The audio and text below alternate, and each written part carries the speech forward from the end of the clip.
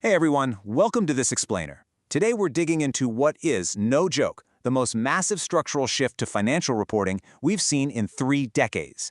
If you work with financial statements, you know the cash flow statement has been this absolute rock steady and practically unchanging since the early 90s. Well, that rock is finally moving. With the introduction of IFRS 18, the core logic and architecture of how we report cash flows are undergoing a fundamental transformation. So, get ready, because we are breaking down exactly what changes, what stays the same, and crucially, why this matters for you before 2027. Okay, let's dive into this. Here's our roadmap for today. First, we'll look at why cash flow statements even exist. Second, the IFRS 18 structural reform. Third, alignment and remaining differences. Fourth, fixing the indirect method. And finally, fifth, why it's time to redesign your systems. All right, Section 1. Why cash flow statements exist and the very real problem of profitable bankruptcy.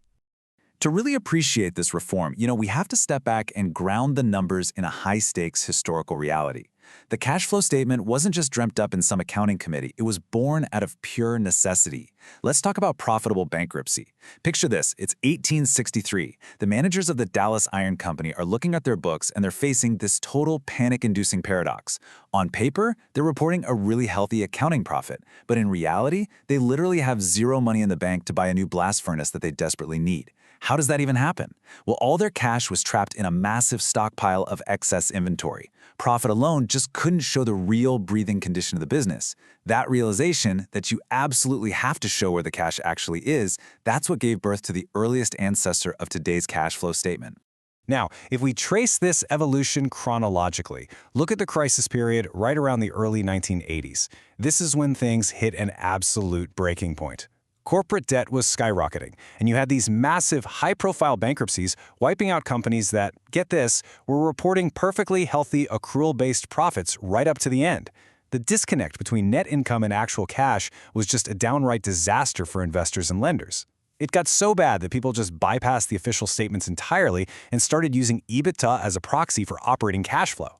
So, in direct response to that severe market failure, the revised IAS 7 dropped in 1992. That's what gave us the exact 3 buckets we still use today: operating, investing, and financing. Cash was finally truly recognized as the lifeblood of a business. Moving on to Section 2, the IFRS 18 structural reform, the first major change since 1992. Fast forward to today. For over 30 years, IAS 7 has only really seen, minor tweaks. But now, we're looking at the first fundamental architecture change to this framework since '92. Now, I know a 30-year structural reform sounds incredibly intimidating, but let's take a breath and look at this breakdown. We can comfortably split the standard into 4 main blocks. Block 1, the foundations and definitions, no change. Block 3, consolidated cash flows, and Block 4, disclosures, again, structurally unchanged. The heavy lifting, the real meat of this standard, is concentrated entirely in Block 2, the preparation of the statement itself. That's the operational core, and that's exactly where you need to focus your attention. Section 3. Alignment and remaining differences. Same labels, different boundaries. So let's zoom in and see what happens when these two standards actually interact.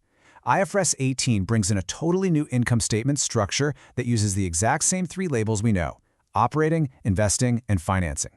But what's really interesting here is that even though the labels are identical, the boundaries are not. There's a real danger in assuming these statements will just automatically match up perfectly. Take the sale of property, plant, and equipment, for example. Under IFRS 18, the gain or loss on that sale lands cleanly in the operating category of the income statement. But over in IAS 7 land, the actual cash you receive from that exact same sale is strictly an investing activity. See, the two statements are looking at the same transaction from totally different angles. IFRS 18 is categorizing based on the core nature of profit or loss, while IAS 7 only cares about the physical movement of the cash. The big takeaway for financial practitioners: you have to map these out carefully. You absolutely cannot assume a clean one-to-one relationship. Section 4. Fixing the indirect method, eliminating the workarounds. All right, let's shift our focus strictly to the mechanics inside Block 2. This is where IFRS 18 kind of swoops in as the hero to eliminate decades of frustrating, confusing accounting workarounds, specifically with the indirect method. Historically, if you pulled the financials for a dozen different companies, you'd find wildly different starting points for calculating operating cash flows. Some teams used profit before tax, others used net income, It created a total lack of consistent reporting across the market. IFRS 18 totally eliminates that diversity. Going forward, if you're using the indirect method, you are strictly required to anchor your starting point to one universal metric, the newly defined operating profit or loss subtotal. It's a massive, massive win for comparability and transparency. And then, oh man, we have the notoriously tricky classification of interest and dividends. Before IFRS 18, figuring out exactly where to put interest was basically a choose-your-own-adventure accounting policy choice. You could stick interest paid up in operating activities or push it down to financing. It drove analysts absolutely crazy trying to build clean comparison models. But under IFRS 18, that's mandatory now for most non-financial entities. Interest paid is exclusively a financing activity, and interest received is an investing activity. The old optionality is completely gone, replaced by strict, uniform rules. And because of those old rules, we've been stuck for decades with what I like to call the black box workaround. See, under the old indirect method, your starting profit figure fundamentally already included interest expense baked right into it. So to build the cash flow statement, you had to first add back the interest expense just to strip its impact out of the operating section, only to turn right around and deduct the actual cash interest paid down in the financing section. Honestly, this double entry logic was an absolute nightmare. It wasn't some deliberate, elegant design choice. It was a clunky patch that confused even highly experienced accounting pros. And worse, it created this tangled web of unnecessary complexity deep inside enterprise financial mapping systems. And this right here brilliantly illustrates the complete transformation we've been waiting for. Just compare the before on the left with the after on the right.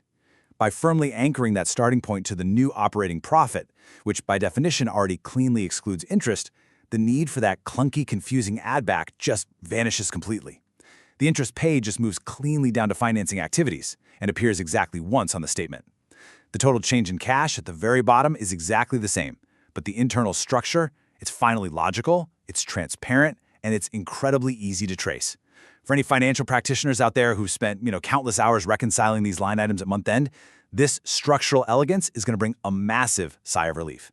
Which brings us to Section 5. Time to redesign systems, preparing for 2027.